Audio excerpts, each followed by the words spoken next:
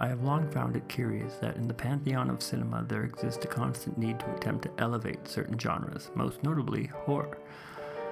It's as though we, as a society, must find some higher, almost sacred pedestal on which to place that which is inherently unrefined in order to bestow upon it an aura of respectability. This very notion, the idea of elevated horror, is a symptom of a sickness that has infected not only the world of film, but also the public's perception of the genre itself. I refer to the idea posited in Scream 5, wherein horror is supposedly on the precipice of being elevated through the intervention of its so-called new vanguard. The problem, as I see it, is that this idea is both misguided and unnecessary, for there is no such thing as elevated horror. Horror has, throughout the annals of cinema history, stood as its own pillar, one that can stand against the dramas, the comedies, the action films, or any other genre.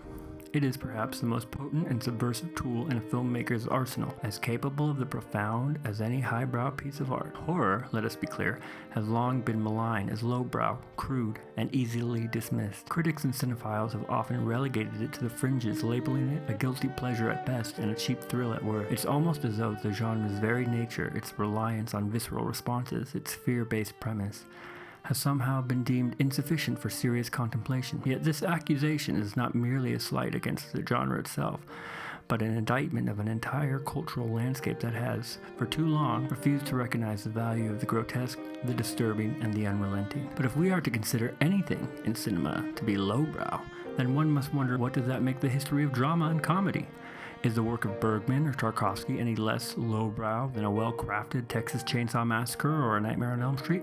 Of course not. They are the very same medium, sharing the same human need for catharsis, for the exploration of the shadowy, the grotesque, and the fantastic. We need to cease this misguided notion that horror must apologize for its existence, or that it must somehow be granted permission to ascend to the heights of greatness. The idea of elevated horror is not some noble shift in the genre, but rather a movement driven by those who seek to distance themselves from horror's roots.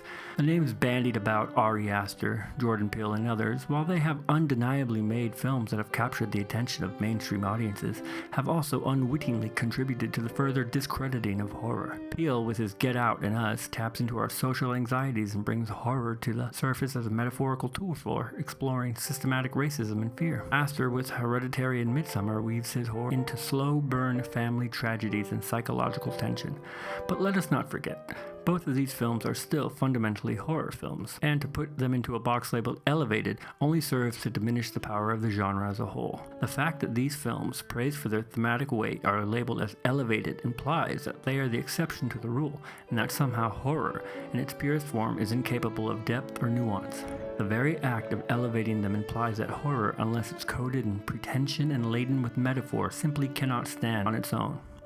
In truth, the worst thing one could do to a genre is sanitize it. Horror, in its rawest form, is a visceral force, untethered, unbound, and perhaps more attuned to the subconscious fears and desires that drive us than any other genre. It forces us to face the unfaceable, the unsettling, the truth that lingers just out of sight, but which we all know is there. It is this very defiance that makes it so potent. Horror is not something that requires intellectual validation or a veneer of sophistication to be taken seriously. The films of John Carpenter, George A. Romero, and Tobe Hooper, all of whom transformed the genre and challenged society's most pressing issues, stand as just as tall, if not taller, than the elevated fare that has followed them. And so, when we add unnecessary layers to horror, we weaken its power, smother its raw energy beneath academic discussions, and rob it of the visceral jolt that makes it so effective. Yet there are still filmmakers who understand this and refuse to bow down to the pretentiousness that often accompanies the elevated horror discourse. Robert Eggers, for example, in films like The Witch and The Lighthouse, demonstrates an understanding of horror that does not require it to be anything other than what it is. It is not about being elevated, but about using horror as a tool to probe the psyche, the darkness, and the complexities of the human experience. Eggers' films embrace the genre's roots, incorporating myth, folklore, and psychological tension while remaining unapologetically horrific. They do not ask for permission to be great, they simply are. This is when horror finds its true power, not in the attempts to make it more palatable for intellectuals or critics, but in the unapologetic exploration of the unknown. The genre will never be confined to the box labeled elevated. It exists on its own terms, and it will continue to thrive in its raw, unrefined glory. And let us not forget that beyond the borders of American cinema, horror continues to flourish in its purest form.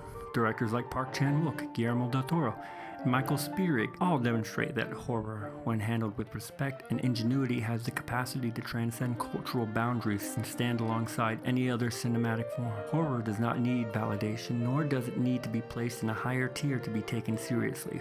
Horror, at its core, is a reflection of the human condition, its fears, its desires, and its unspoken truths. And it stands, as it always has, proud and unyielding on a pillar all its own. To claim that horror must be elevated is to misunderstand its very nature.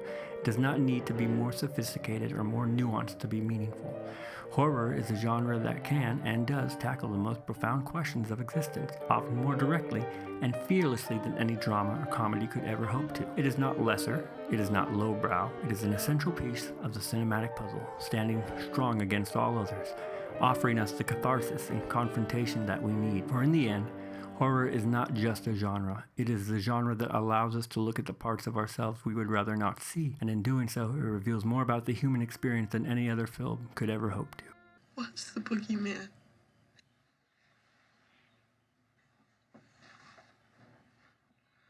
As a matter of fact, it was.